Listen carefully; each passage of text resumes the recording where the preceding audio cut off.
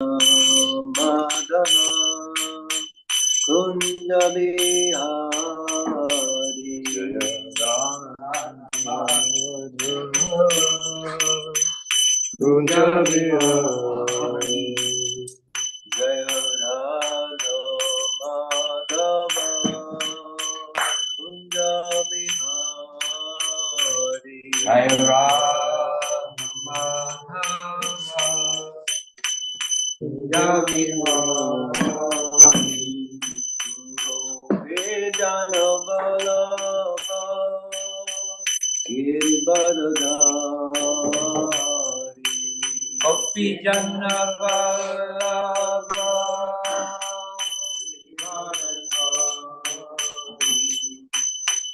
Yashoda Nandana Brajana Yashoda Nandana Brajana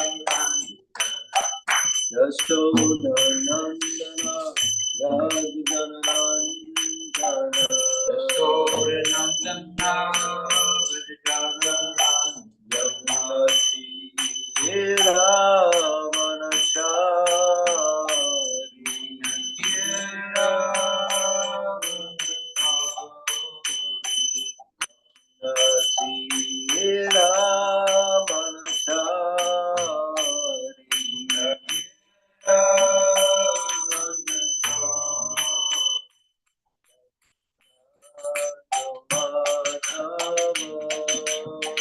Kunda Bihari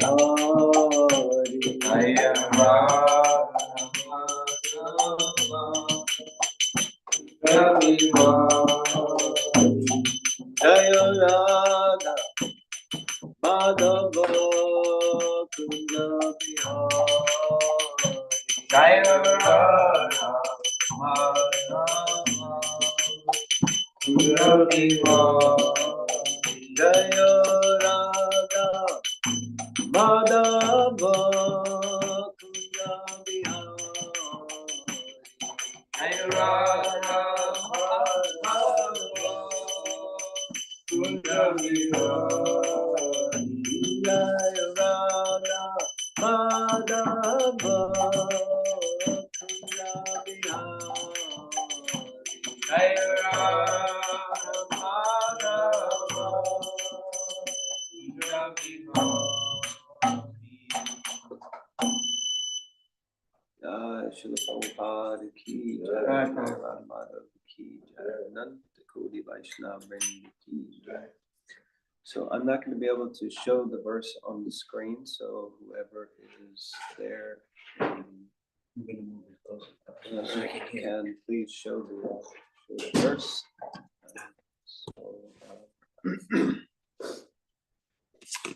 Once again, thank you very much for this opportunity to give class and speak from the Srimad Bhagavatam, following in the footsteps of so many exalted persons who have spoken before. So today we're going to read from the 10th canto, 82nd chapter, and verse number 35. So this is we'll start with the invocation, and everyone can please, we can all recite together. Om Namo Bhagavate Vasudevaya. Om Namo Bhagavate Vasudevaya. Om Namo Bhagavate Vasudevaya. Tavat masanam aropya bahubhyam parirabhya cha Yashoda cha mahabhaga shuta vijahatu shuchaha. Are they showing it? Beautiful. Thank you, whoever's doing that. So the word for word translations. Tau, the two of them.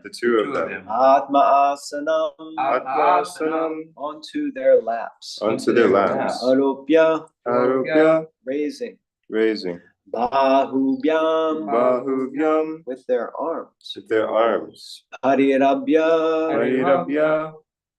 embracing, Cha, and Yashoda, Mother Yashoda, Cha, also Mahabhaga, saintly, Sutta, their sons, Vijahatu,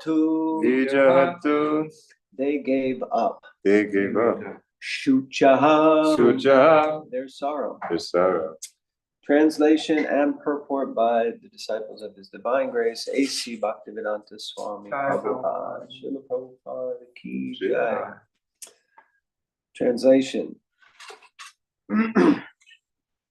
Raising their two sons onto their laps and holding them in their arms, Nanda and saintly Mother Yashoda forgot their sorrow.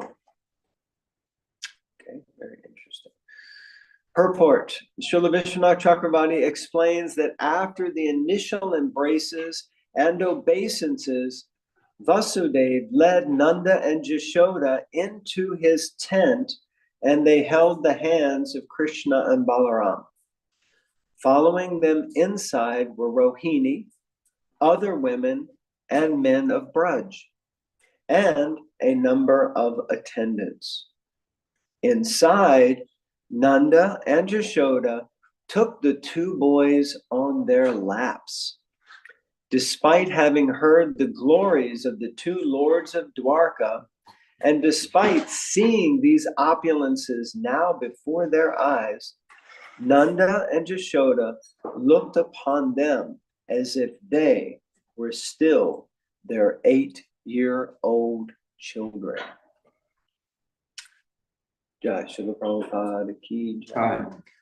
Om Agana Timirandasya Jnananjana Shalakaya Chakshurumilitam Yena Tasmai Shri Guruve Namaha.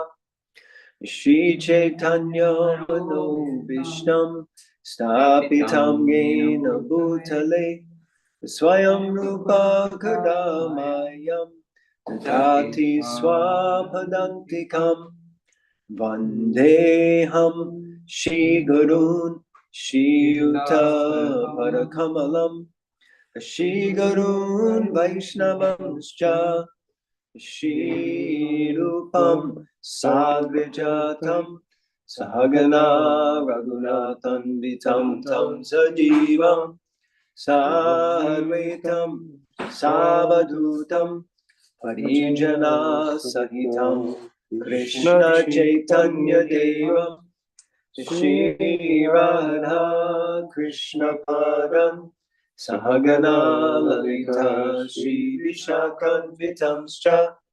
Hey Krishna Karuna Sindhu Dinabandhu Jagatpate Gopisha Gopika Kanta Radha Kanta Namostute Tapta Kanchana Gaurange Radhe Vrindavaneshwari Vishabhanu Sute Devi Pranamami Hari Priye Vancha Kalpatarubhyascha Kripa Sindhubhya Cha Patitanam Pavanebhyo Vaishnavebhyo Namo Namaha. Shri Krishna Chaitanya Prabhu Nityananda Shri Advaita Gadadhara Shivasadi Gaura Bhakta Vrinda. Hare Krishna Krishna Krishna Hare Hare Hare Rama Rama Rama Hare Hare. So the verse again, 1082-35. Tam atmasanam aropya bahubhyam parirabhya cha Yashoda cha mahabhaga sutau vijahatu shuchaha. Raising their two sons onto their laps and holding them in their arms, Nanda and saintly Mother Yashoda forgot their sorrow. Hare Krishna. So, before we get stuck into the kind of talk or different things, just wondering, does anything unusual stand out or about this part of the Bhagavatam? Anything seem a little out of place, or does everything seem perfect and complete? This is the part of about it's like they're 8 years old, but they're adults. They're sitting on the lap. Yeah, it's a little unusual, isn't it? The elephant in the room. Thank you, yes. It's the elephant in the room, or the two elephants in the room, or several elephants in the room, whatever it is. Always love that it's described that Krishna walks with the gait of an elephant. Isn't that amazing? So, yeah, it's quite unusual. So this is pre-Battle of Kurukshetra, and at the Battle of Kurukshetra, it's described that Krishna was 125 years old. So this isn't that much before the Battle of Kurukshetra, but I think it was also pre the 13 years of exile of the Pandavas. So we're talking maybe he's around, probably close to 100. So Krishna is 100 years old. I mean, what to speak of how old Nanda and Yashoda must be. And of course, this is Dwapara Yuga. Okay. So people live older, and Kali Yuga, generally, if you live to 100, you're considered a ripe old person. Sure. But in Dwapara Yuga, I think it was roughly, you could live even up to 500 years or something like that. I think it's 10,000, no, more than that, 100,000 in Satya Yuga. Yeah. And 10,000 and Treta Yuga, and then like that, it kind of diminishes. So, but anyway, still, nevertheless, even if we take it in terms of these days, I know if I go home to visit the folks, usually no one's asking me to sit on their lap, you know. So it can be considered quite an unusual thing. You have these older adults, but this is a very important concept for us to also gather and understand. So what I extracted or felt was kind of coming through in this verse and purport, and especially this section, are two terms that likely we're all familiar with, but if not, we should be familiar with. Anyone can guess what two terms I might be thinking of? Thoughts? It's like, there can be so many terms. Somebody said something? I didn't. I just. I heard something on. Sambhog and Vipralamba. Sambhog and Vipralamba. So why extract that from this pastime? Because Nanda and Yashoda are showing up in Kurukshetra in the mood of Vipralamba. And what does Vipralamba mean? Vipralamba means the mood of separation. And it in general refers to a deep, intense longing and yearning for us in the bhakti tradition to be with Krishna. That where is Krishna? Like we hear Prabhupada often quotes the Goswami's mood, that they're, hey Radhe Brajadevi K, where are you, Krishna? Calling out, are you there on Govardhan Hill? Are you over here? Where are you, Krishna?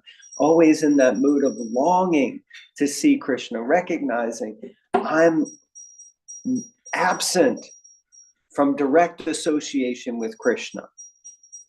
So the residents of Vrindavan, who are one of many different communities who've come together in Kurukshetra for this. And why have they all gathered? What is it, a special event? Why are they here? Why are they at Kurukshetra? It's not to fight. The eclipse to do the eclipse. Exactly, thank you. Which eclipse, lunar or solar? I think it's lunar. Is it solar? It's a solar eclipse. So solar eclipse. And it's described previously that it's like the day of devastation, universal devastation. And everyone is like, they had pre-notice, so everyone came to this holy and sacred place during this solar eclipse. But the devotees who came from Vrindavan, they were coming with this intense longing in their heart, hoping, thinking, we are going to see Krishna. We're going to be reunited with Krishna. And there's this saying, even in society in general, that absence makes the heart grow fonder. So the more that we're in absence from someone, the more we long for them, the more we think, the more we want to be with them. And in material life, we can also experience this, right? That somehow some people may be, especially between, you could say, husband and wife, boyfriend, girlfriend, or partners like that, that if they're separated, one goes away for a while, then they're like messaging each other and talking on the phone, but they're longing and longing to be together. We may feel it when we're young. If we go home, I remember the first time I ever went to a friend's house, a sleepover. And I experienced for the first time, I was like 8 or 9, what it meant to be homesick. And I can still remember like missing home so much and feeling so like out of place and not comfortable, not secure, and just wanting to be with my parents in my home. And lots of people feel that homesickness, which is a similar thing. We're missing, longing for that which is natural or comfortable for us, secure for us, this longing. So these are ways that we can, even in day-to-day life, relate to this mood of vipralamba, or this longing, this separation. But the opposite of vipralamba, or the mood of separation, is sambhog, which means the mood of union. And bhog means pleasure. And Total? yes, Whole? some whole, together. Some kirtan, we also say sankirtan, but some kirtan. You see Prabhupada's original writings, it was always some kirtan. So it's like this coming together, some kirtan yagya, to bring together, to come together, and bhog, to relish, to enjoy. So this sambhog means the great pleasure that is derived in union with someone. So these 2 points are here because the residents of Vrindavan, and especially Jashoda and Nanda Maharaj, at this point, first, they're feeling such separation, but then they're seeing Krishna from a distance. They're hearing all these stories about how Krishna and Balaram have become such opulent personalities, leaders in their dynasty in Dwarka, and they see all the opulence. Krishna's there with 16,108 wives, all of the entourage that goes along with that.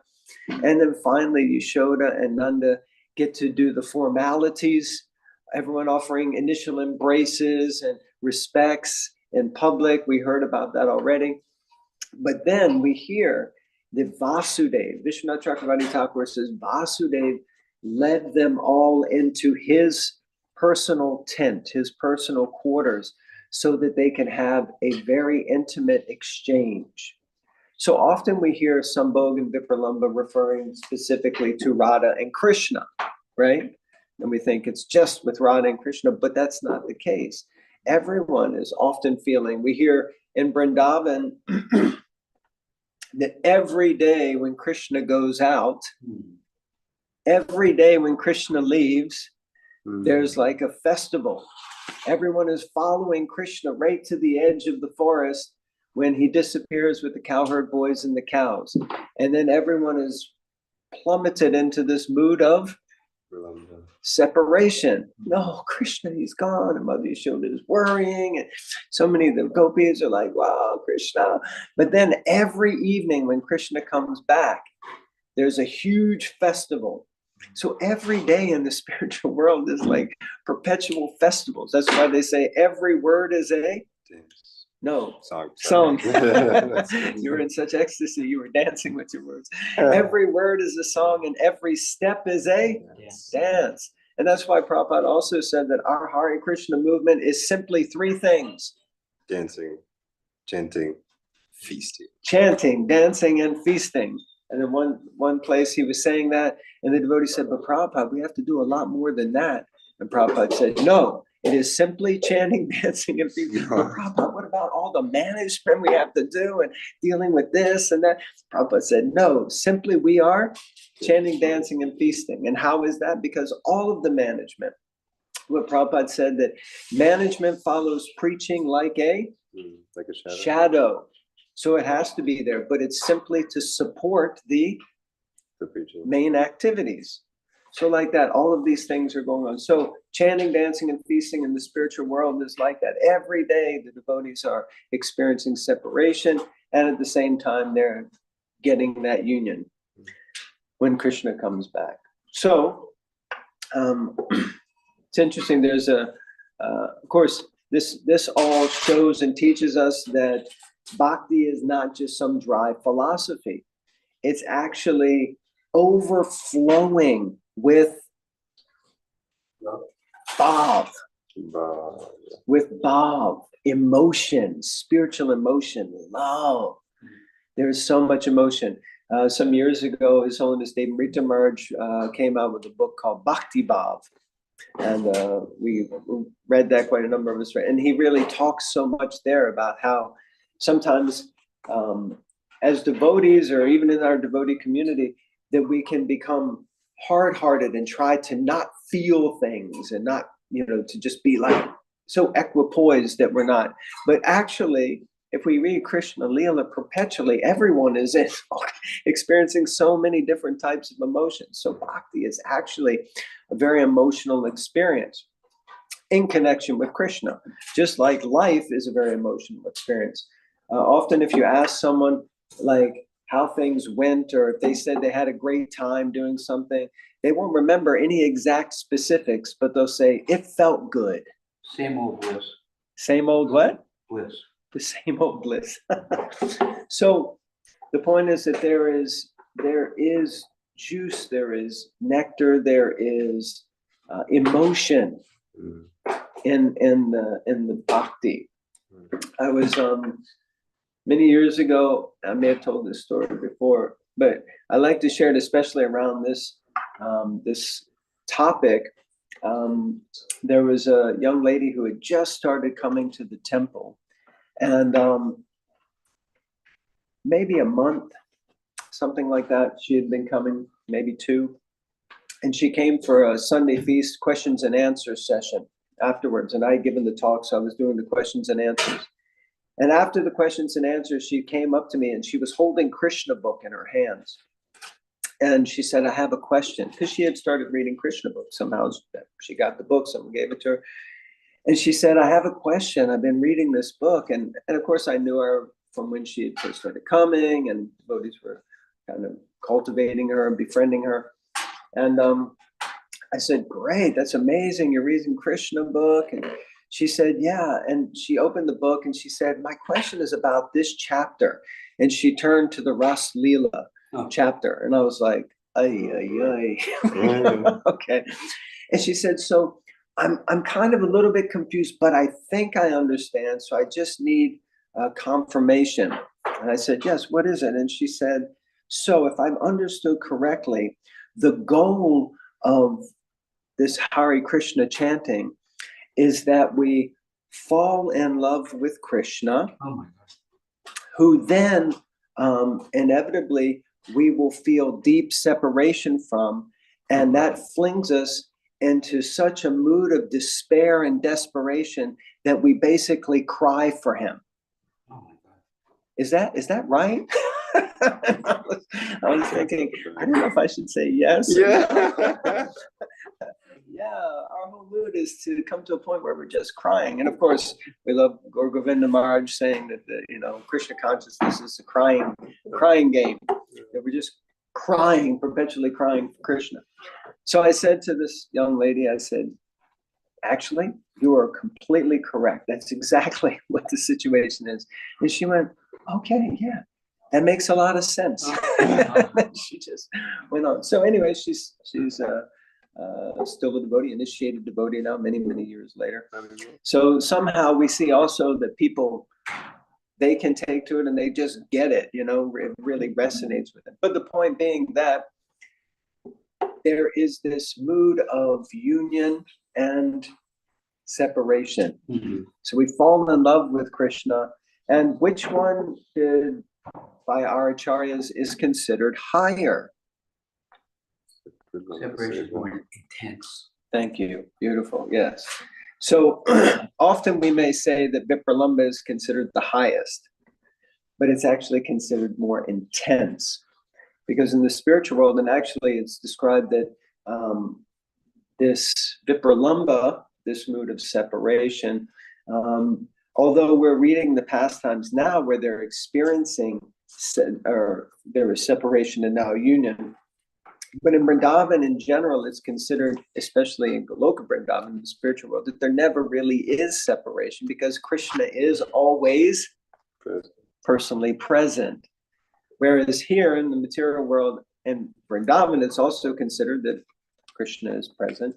But in Navadvip, the mood of Vipralambha is predominant, because the mood of Lord Chaitanya is separation. But Lord Chaitanya is also a unique avatar, unique manifestation of Krishna, because he is considered a vessel that contains both Vipralambha and Sambhog.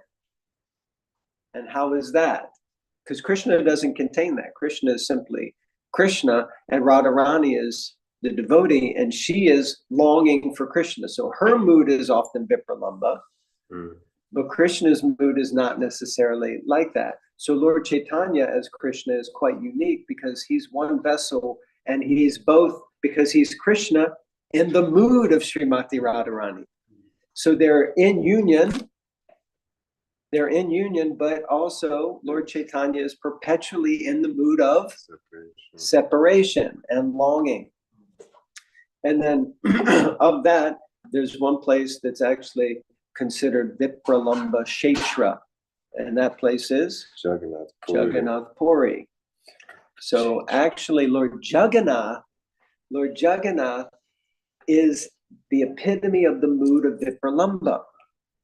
And if we know the kind of long story, of course, Jagannath Rath Yatra is the mood of taking Lord Jagannath back to Kurukshetra to this event, which we're now discussing. And I think Dinabandhu Prabhu spoke about that on Monday a bit. So the Lord Jagannath actually is described in different places, and I think it's called Embankment of Separation by Guru Govinda Maharaj. She tells the story of the 3 logs of wood, and how Rohini had come. I think it was Rohini Devi had come, and she was sharing this pastime with the ladies, talking about Krishna and Vrindavan in the old days. And actually they told Subhadra to wait outside and guard the door. But Krishna, he got a little whiff of the fact that someone was speaking Braj Leela, and this is happening in Dwarka. And so he goes and he starts to come close, but as he gets close to the door, he sees that Subhadra Devi is already like bing, in ecstasy, eyes open wide, smile, as Dinabandhu Prabhu said, from ear to ear, and like arms drawn into her body. And then Krishna sees, and he goes into ecstasy, and like these large eyes and big smile. And then Balaram comes and he sees, and he goes into ecstasy. And then the devotees think, oh my God, we have to get them back to Vrindavan. They're all just in such levels of ecstasy. And that mood is the mood of separation. So when you see Jagannath, Baladev, and Subhadra, which now wonderfully at Brooklyn Temple, whenever you go, there's darshan of those beautiful, beautiful lordships.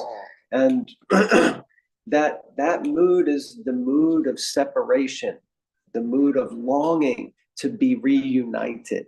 So in that mood, Lord Jagannath presides over Purushottam Kshetra, or Jagannath Puri, in that mood. And Lord Chaitanya goes there, and he's witnessing Krishna in the mood of separation. And he's Krishna in the mood of Radharani in separation.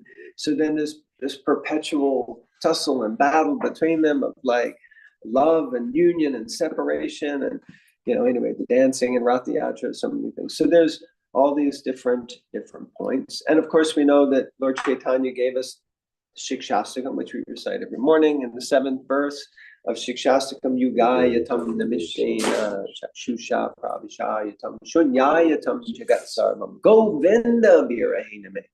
That a moment's separation from you feels like 10,000 years or more. Yugayatam.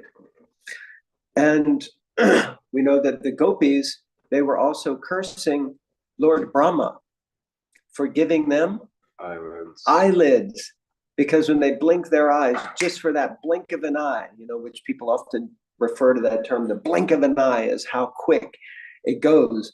In the blink of an eye, they lose sight of Krishna and they feel immense separation from Krishna. So they're saying to Lord Brahma, you are the imperfect creator because you gave us eyelids, and that those eyelids make our ability, our capacity to see Krishna, it inhibits us. So that means it's imperfect. So like that.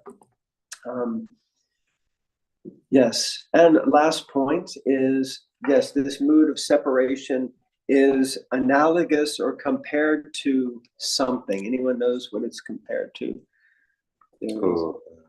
Hot sugarcane juice. Yes, perfect. Hot sugarcane juice. Anyone here has ever had sugarcane juice? Yeah. Especially on Govardhan Parikram, and oftentimes you're going around, you got to stop and have a shot of sugarcane juice. But hot sugarcane juice is like so hot you can barely drink it. Your mouth is burning, but it's so sweet that you can't stop drinking it. So this is the mood of separation. It's like burning hot sugarcane juice. And it burns so sweet, but we can't stop drinking it. Wow. So anyway, these are just a few thoughts. And there are hundreds of other, one more. Not only in this mood of separation, not just between Radha and Krishna, not just between Nanda and Yashoda, but all the personalities who are in Krishna Leela, but also we know in the song Yayanilo Premadana that Narottam Das Thakur and our acharyas, they embody that mood of separation from each other, from other acharyas. So in that way, we also can feel separation from the great personalities who are the devotees, like that, and the acharya. So, okay, anyway, I think I'll stop there. I will open up the next section. So if anyone has any comments, corrections, chastisements, questions.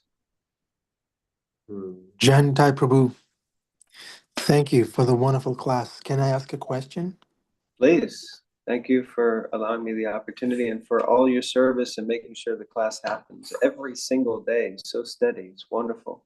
Really amazing in Nanda Bihari Prabhu. And especially I saw the other day, I was watching online and watching here, and I saw Ram during Prabhupada's class. Ram was in the picture, so he was meditating and reaching out to Srila Prabhupada like that. And reaching out.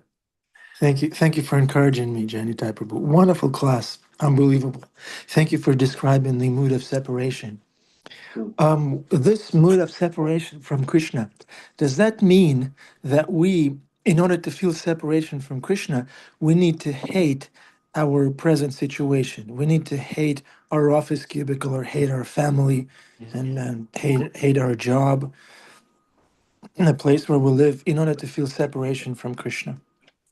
Okay, nice question, important question. And no, I don't think that's necessarily the case, that we need to hate anything, to love something else. But we just need to generate, like Prabhupada would often say, we don't need to necessarily, our movement is not about giving things up, it's about including Krishna. the famous story of where he said that all of our attachments in one sense are zero, but if we add Krishna, Krishna becomes the one that gives all those zeros value. So it's not that we need to hate something to learn to be in separation from Krishna. I wouldn't say that.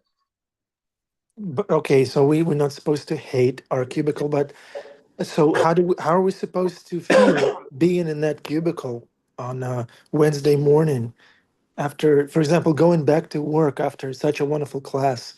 We feel separation from Krishna, but how do we feel about our job, right? Our colleagues at work. Well, I think I was just speaking with someone yesterday about this concept of how we interact and deal with others, and how we cultivate the mood of acting like a spirit soul, acting like a spiritual being. And I don't think in the 64 qualities of Krishna or the 26 qualities of devotee anywhere it says hate anything. I could be wrong. Of course, it says giving up attachment to wife, children, family, and the rest. And in the definition of 13th chapter, 8 through 12 of Bhagavad Gita. But even in that purport, Srila Prabhupada explains that if our family are devotees, then attachment for them is not a problem. So, and we read in previous verses also that Vishnu Chakravarti Thakur, I think it was, made a comment about how Krishna is showing the example that if your family are devotees, then these familial attachments and engagements are not a problem or hindrance. So when you go to work and how we interact with work, the point is that our life can be, I do spiritual things between 7:15 and 8 in the morning, and then the rest of my life is material. But that's not the case. The point is that bhakti is meant to become an amalgamation of spiritual life persistently and consistently going on throughout the day. So even when we go to work to sit in the little cubicle, how is this workplace? How is my job? How is this also devotional service? How am I connecting that? And we have to look at the lives of such exalted acharyas as Bhaktivinoda Thakur, who was a high court magistrate and had so much responsibility, but still he was going to work every day and doing his job and doing it expertly. So I have one good friend, I won't tell the whole story, but he used to work for a big company, or still does work for a big company. And his mood was, every day when I go to work, I am an ambassador of my spiritual master. I am an ambassador of Srila Prabhupada. I am an ambassador of ISKCON and of Krishna. And however I act here, and the impression that others get is going to reflect back on them. So therefore, I have to try to imbibe the mood of goodness and the qualities of a devotee, and that will give a good impression for them to reflect back on. Even if I don't tell them about Krishna, even if I don't tell them that I'm a devotee, still, if they find out and I act like an idiot and treat people disrespectfully, that's going to reflect back. His Holiness Satsaru Maharaj, once devotee who was with him, told us a story, and I may have shared this also before, of how he was once getting off a plane, and the plane was late. He had a preaching engagement at the university to go to, and the plane finally landed, and he was eager to get off and get to the engagement. So he kind of, as some people do, once the plane lands and the seatbelt sign goes off, it's like, he's trying to jump forward like 4 seats. So in the process of doing that, he bumped into this elderly lady. And she was like, almost knocked over, and Maharaj is there in his sannyas garb, and he's just trying to get off the plane to preach. I mean, you can say, whatever, get out of the way, lady. She's just some carmy old lady, whatever you want.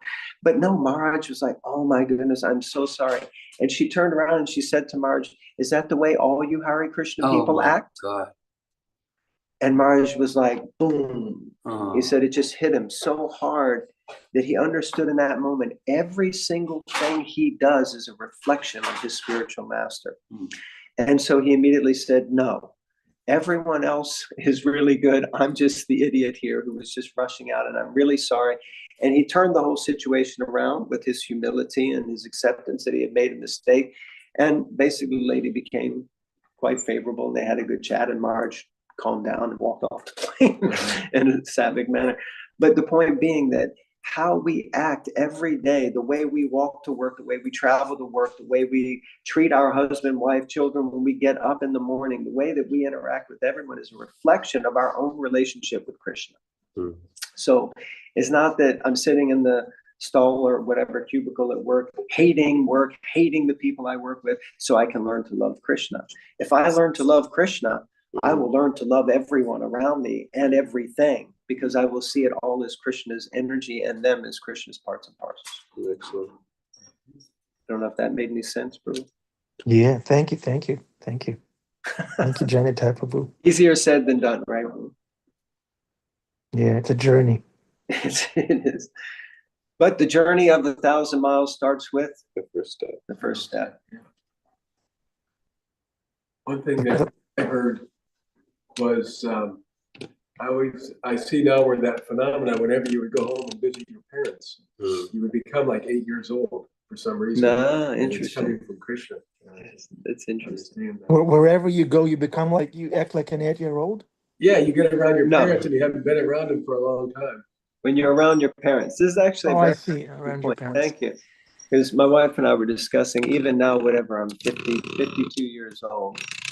And still when I go home, I still feel this kind of, no one's, I'm not sitting on anybody's lap or anything, but I still feel some of the tensions or the awkwardnesses, or I still feel like they're a little boy or something in some certain ways. That's a very, very important point. Yeah, thank you. And that's coming from Krishna.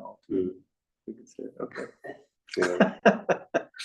It's also, what I saw too, is it's a great reason for us not to like be polluters, to socially, even though we might not agree completely with something, but we are in society, and to abide by society's rules, because people are looking at us and say, "Oh, that's a hard Christian."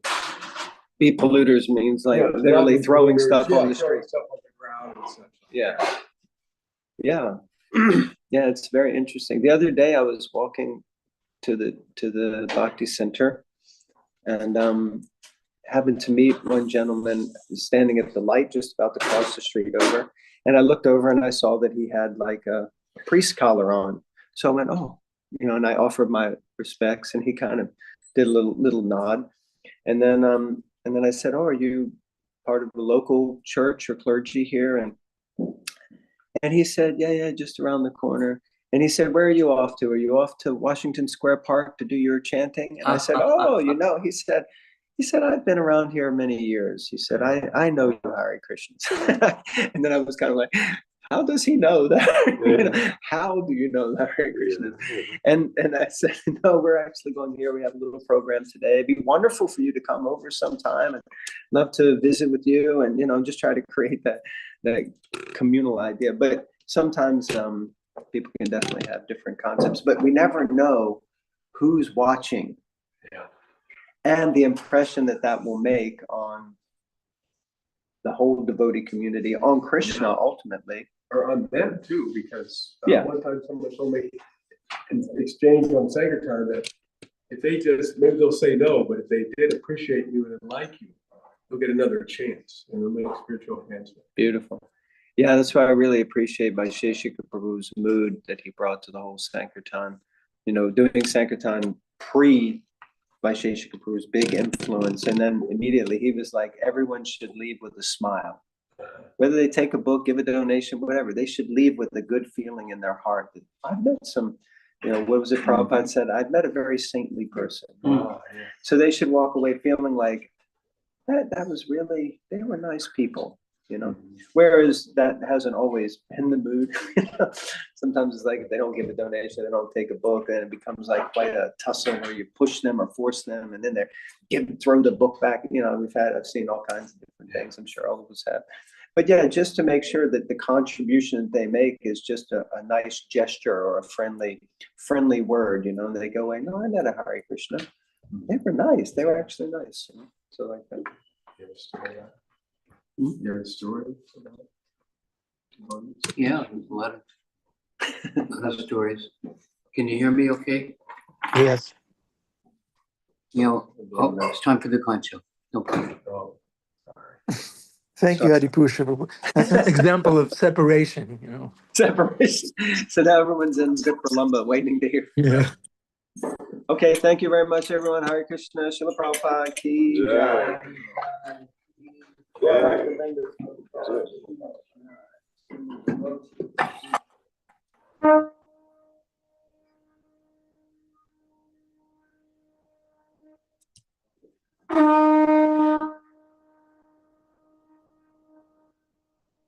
jai.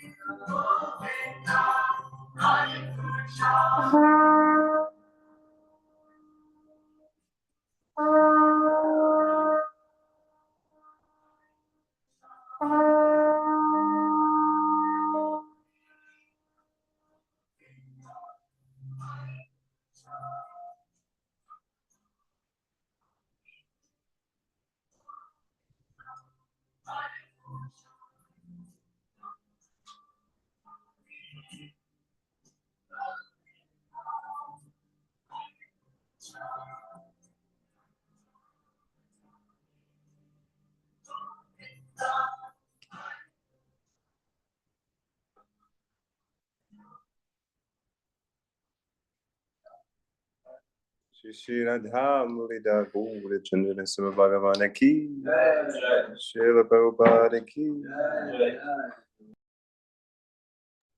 Hare Krishna, welcome to the Afterglow. I hope Adi comes on and tells his story. In the meantime, would anyone like to reflect? Anything? Anything goes.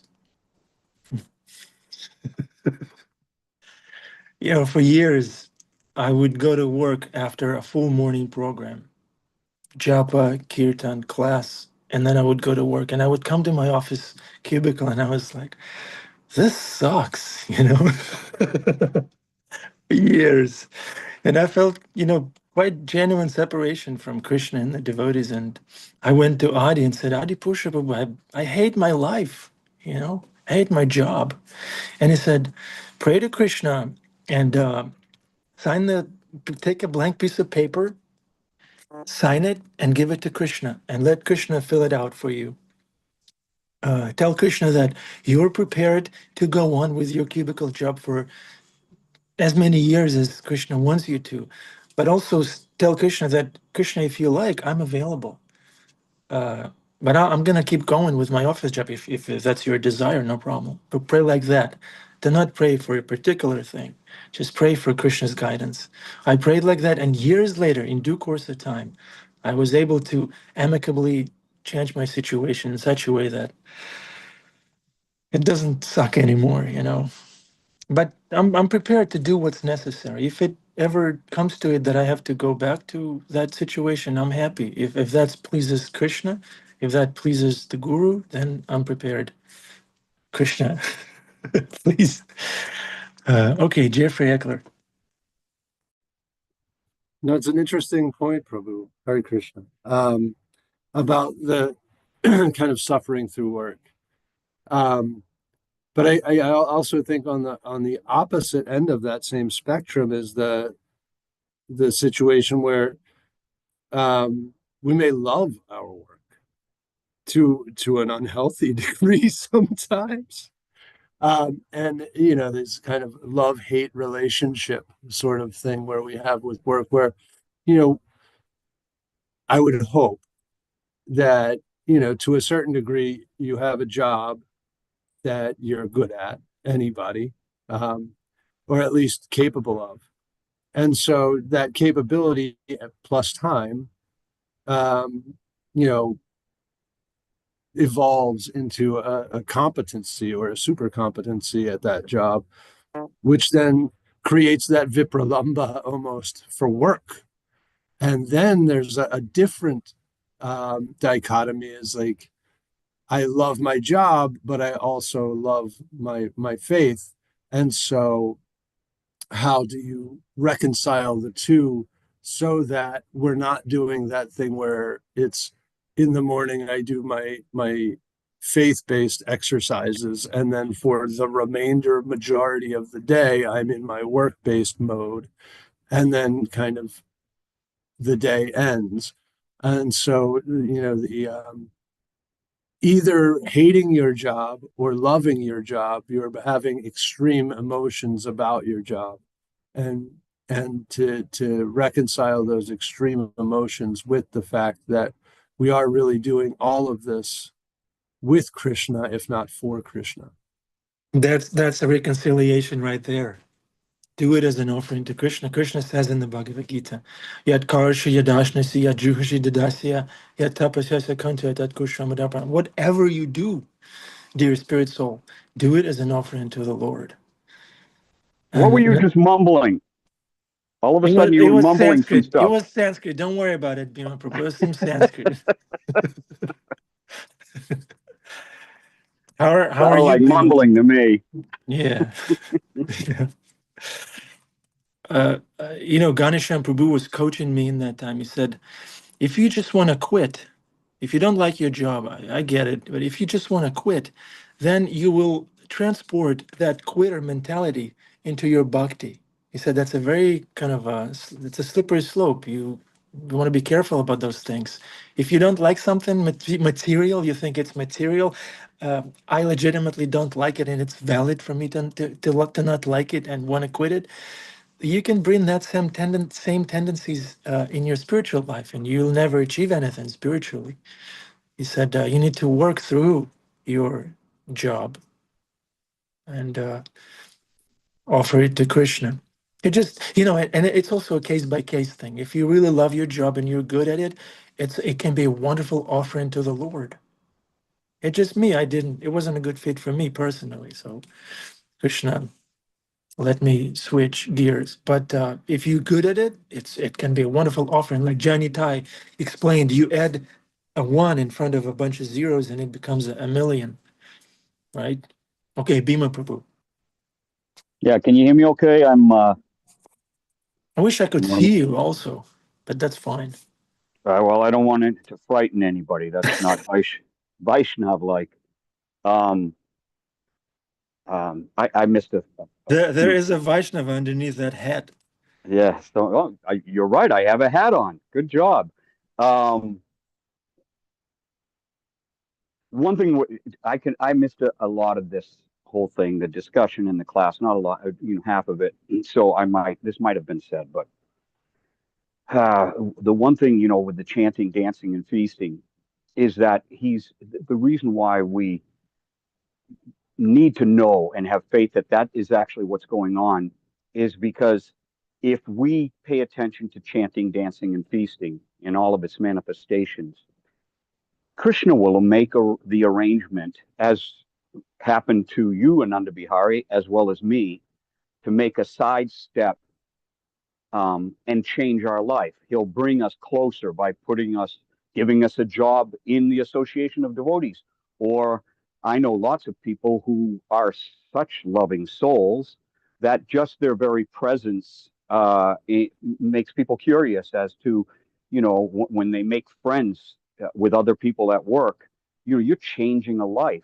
If you can somehow, instead of throwing a book at them, but actually listen to them and hear them and then Krishna inspire you to say one or two words of support that is unusual, a support of reminding them that they have love within with a capital L, that they have company within with a capital C, that they have a friend within with a capital F. These small little things that we do in our circumstances, whether we're on the battlefield surrounded by cubicles or in the I battlefield. can't picture you in a cubicle, Bhima Prabhu. I last the longest time I was ever working for the man lasted 4 weeks, and I didn't show up the last 2 weeks. So that was no, no. People looked at me strange when I walked into the office. Um, but yeah. So, anyways, we all have our association with people in the daily world, all day long, whether we're in the temple or not. And it's really who we are. Are we willing to listen? Do we really care? Will we take the time for this person? Will we give them a smile? You Yeah, know, and yeah. will we actually feel love and compassion? I don't. I'm just I just somebody told me this is how it's supposed to be.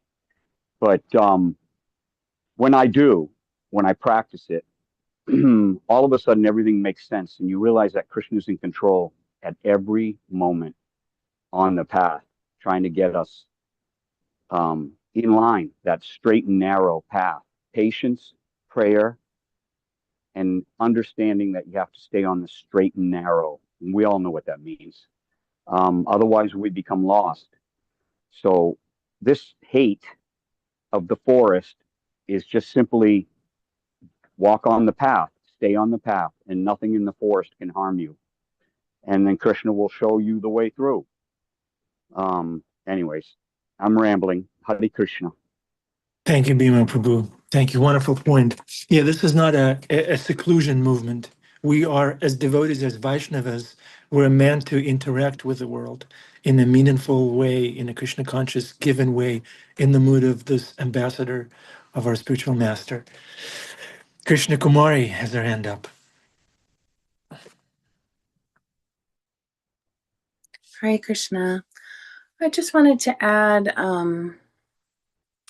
our work really is supposed to be aligned with our nature. And then if we're doing our nature and our proper varna, then it should actually be satisfying and shouldn't be such a pull on us. And that is Krishna, that, I think if you really can find something when you're going to work that you love, it should be so satisfying that it adds to your life and doesn't subtract. Yeah. Thank you, Krishna Kumari. And how do I know what my dharma is? Look in the mirror. You're a born lawyer. Well, Irmila does have her book, and you are born with it. We discussed this a couple months ago, but I think in today's Kali Yuga, we don't know necessarily. Is that what the book is all about? Sorry, Yeah, we don't know. It's Kali Yuga. No, that's not what the book's about. But no, I think we used to be born as a tailor, if we were, that was, our nature. But we've seen all those, fairy tales and where people are fighting against where they're born into.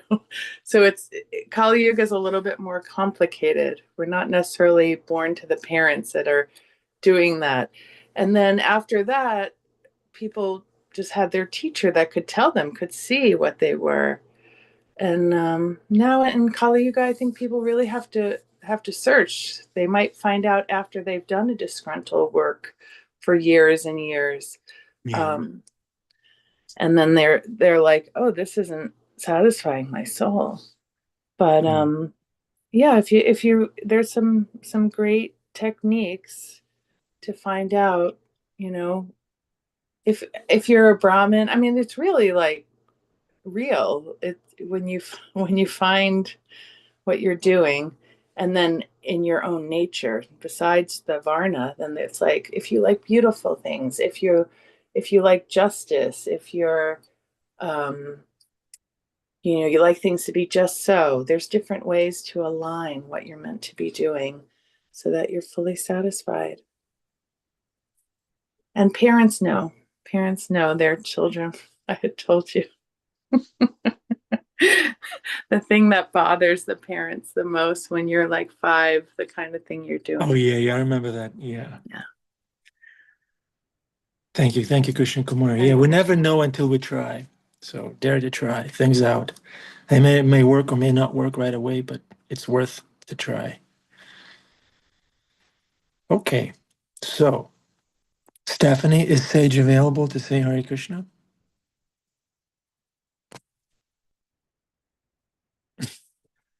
What's that, Bhima Prabhu? Did you offer it to Krishna?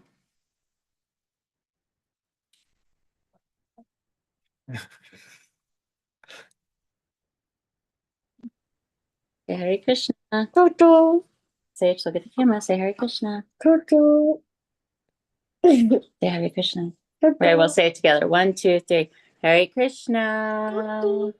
Being Thank silly. you. Yay. Thank you, Sage. Thank you very much, Stephanie. Thank you, everyone on this call. We're wishing you a wonderful Wednesday. Offer it to Krishna. Be happy, like Sage, and come again tomorrow. Hare Krishna. Look at Bhima Prabhu. He never grew up. Look at him.